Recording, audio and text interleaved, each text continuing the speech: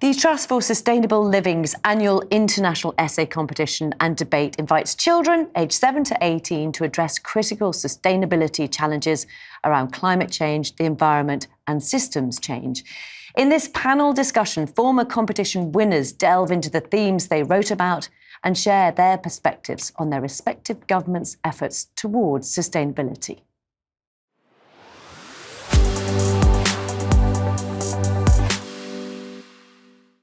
Hello, I am Duncan Golostani in London, and I'm joined by a fantastic young panel from around the world.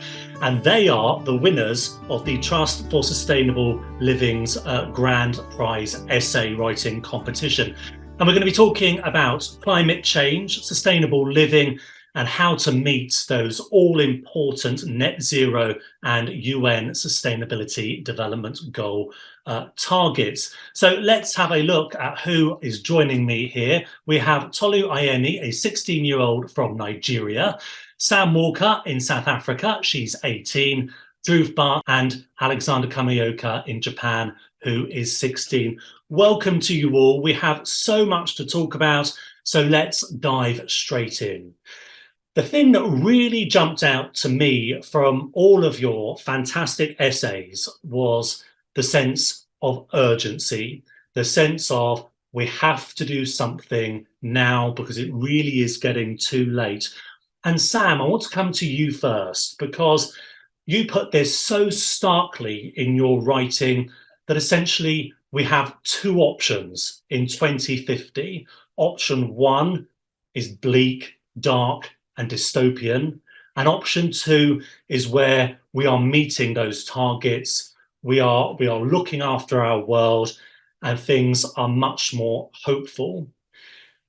In order to get to option two, that more hopeful world, what do you think are the priorities we should be focusing on now?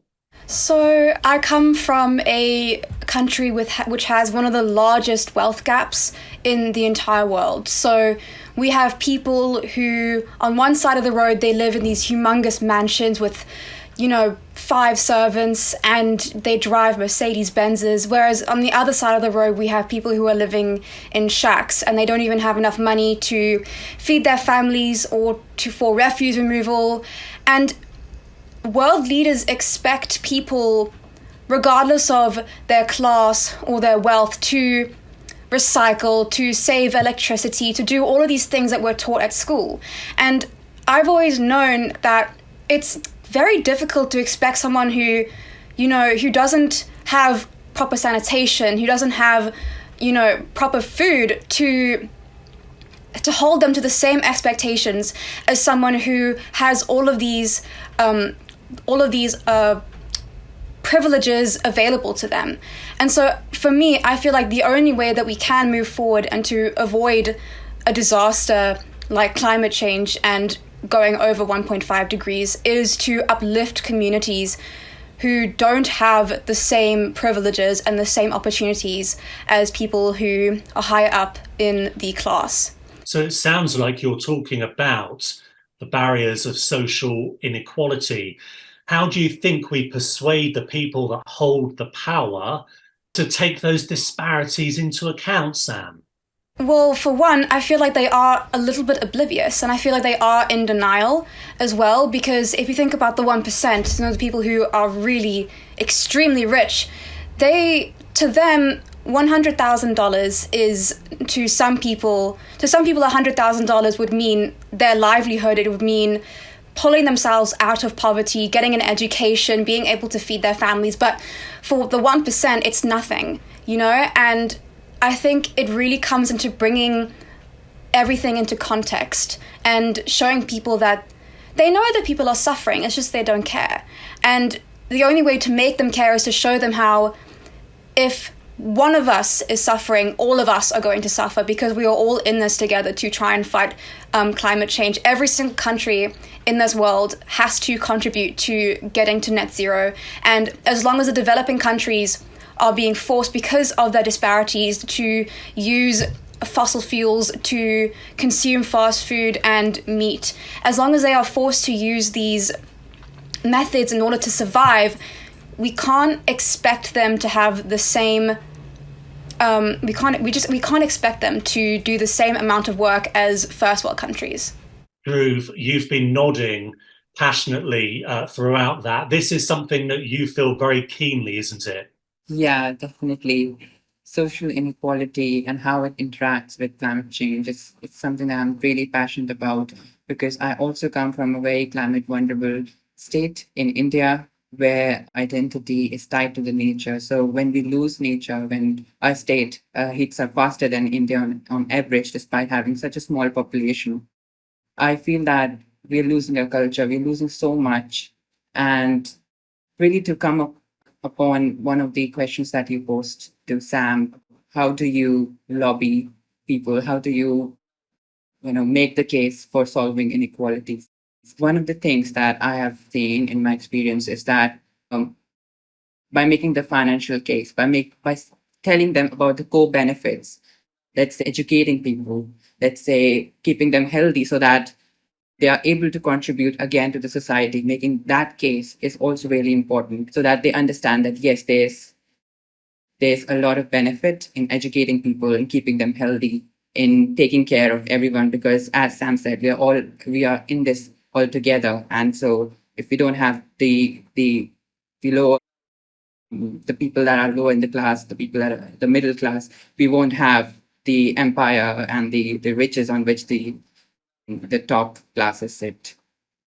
Dhruv talked there about education, and that is something, Alexander, that you wrote about very thoughtfully in your essay, how to involve younger generations through education, but also in terms of entering the economy, isn't it? Yes, I touched on that in my essay. So my essay talked about how youth should be better supported to thrive in green jobs.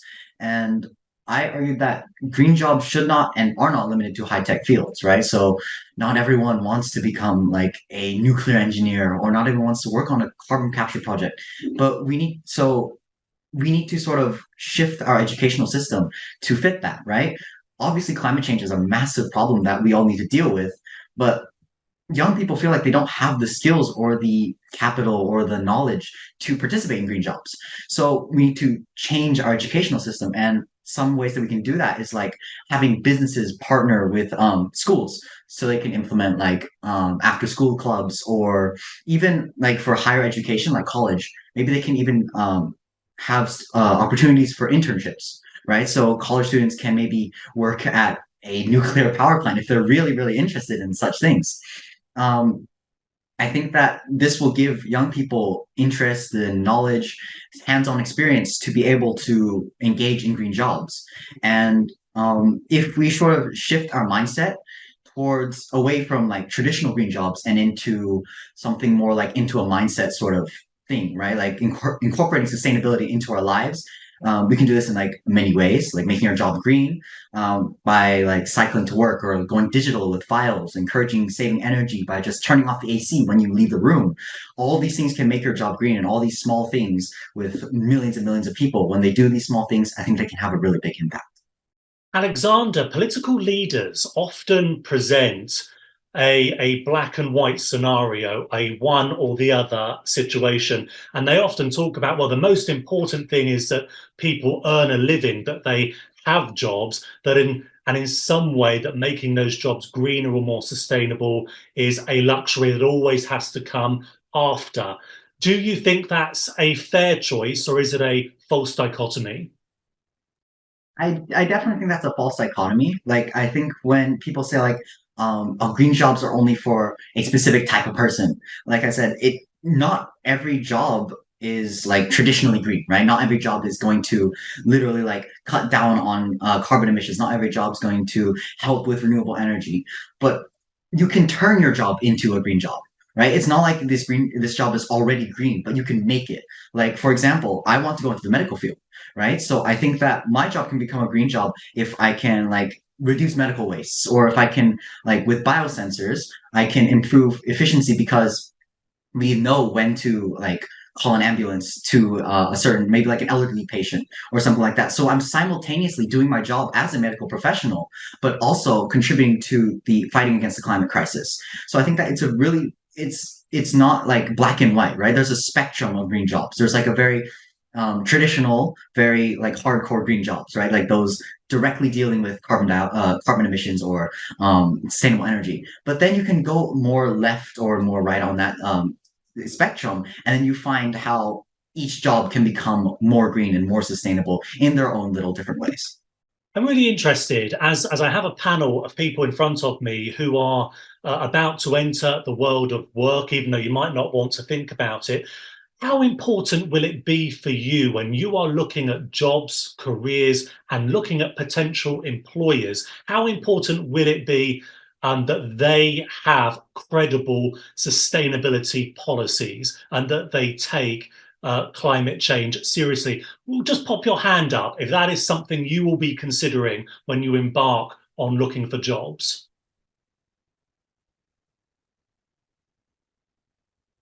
So, Tolu, you didn't put your hand up. I wonder, why is that?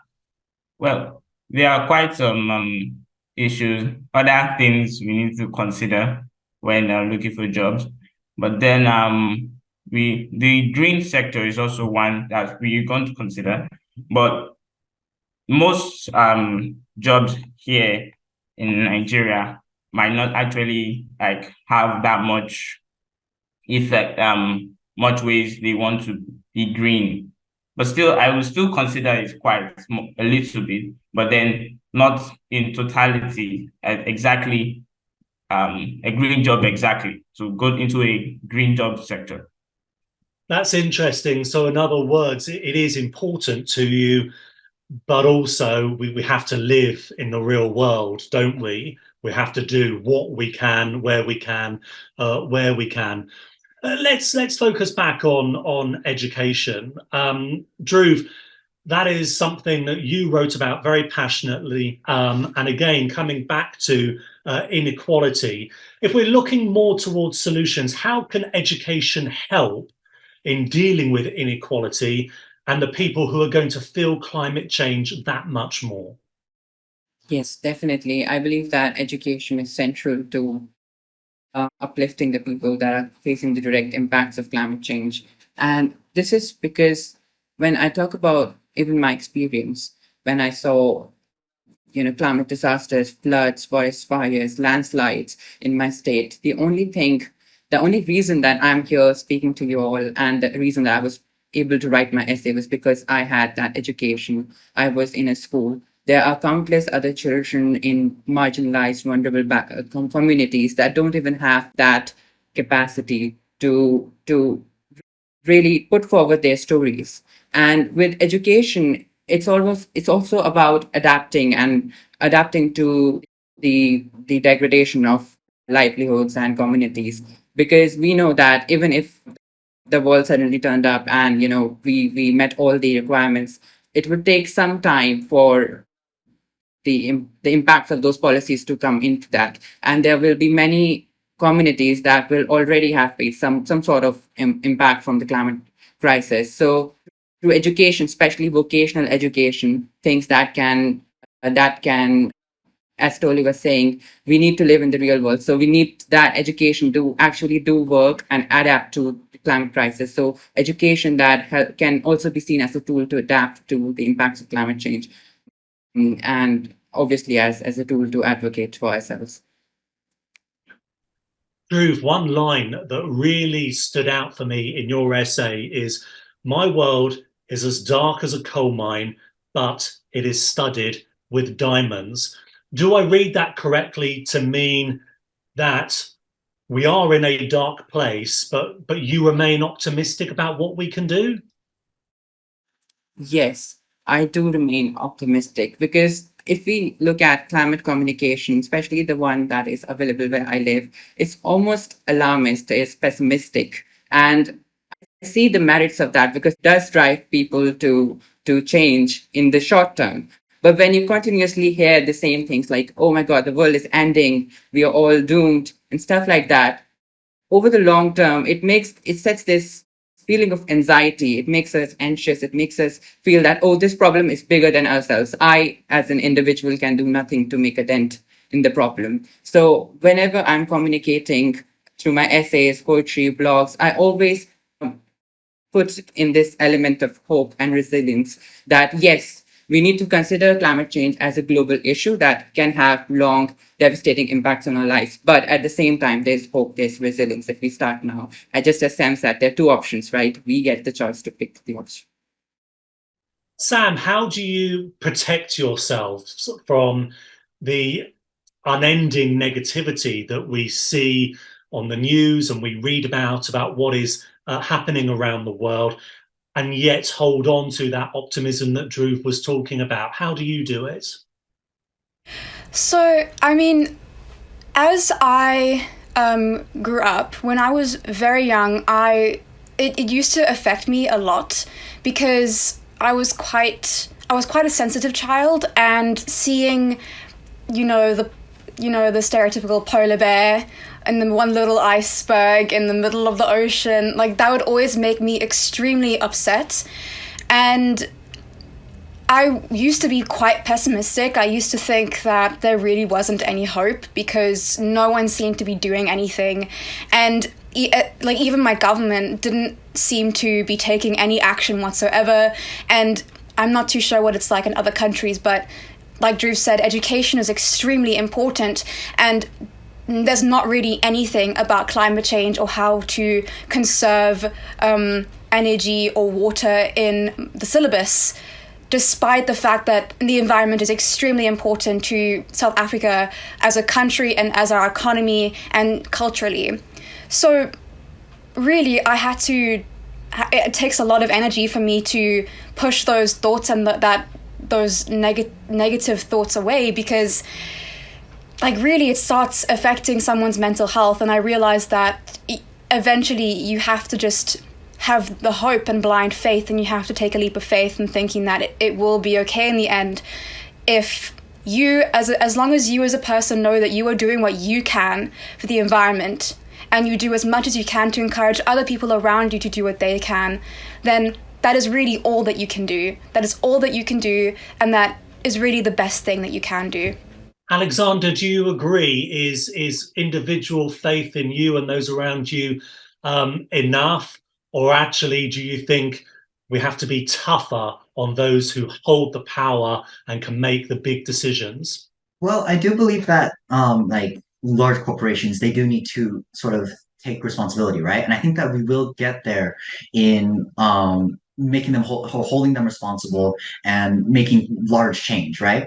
But right now, I think a lot of people, we're still separate. People they feel like despair, and it really comes from like not being able to do anything, right? Like seeing this massive problem in front of us, and we feel like we can't do anything, so we're just paralyzed. So I think that really like it starts small, like maybe just engaging in constructive discussions with like a partner or like with a friend, and then working with people to engage in sustainable activities. Starting from these small things starts to help with this anxiety, right? And it makes you see that change is actually possible. So then you can reach out and engage with more people, and then it starts to slowly build and build. So I think that the key here is being very patient and persistent.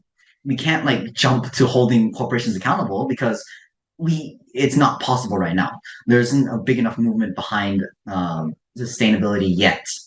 Climate change isn't going to get reversed in a very, very short period of time. It might not happen within a year or 5 years, maybe even 10. But we may see things get worse before it gets any better, but we can't give up hope and we can't stop trying. One way of tracking our progress is, of course, from the UN Sustainable Development Goals, which unfortunately we are on track to miss. Out of that long list of goals, which areas do you feel most passionately need addressing? Dhruv?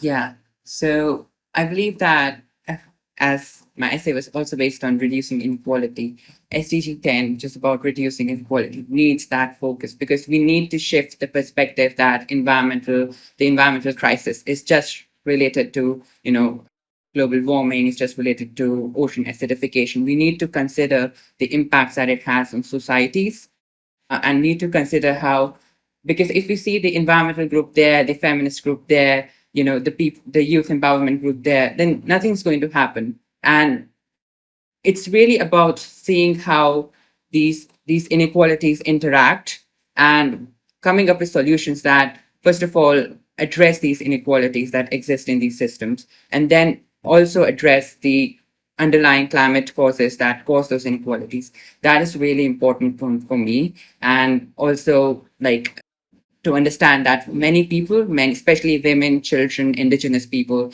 they are in the environmental activism space because of their sheer necessities, right? They are there because they have to, because their future depends on it, their identity and their well-being depends on it. So understanding this inequality is, I think, really key to getting it towards the solution.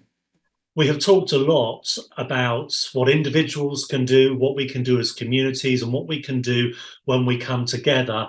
And Tolu, that really was the theme of your essay, the power and the importance of partnerships.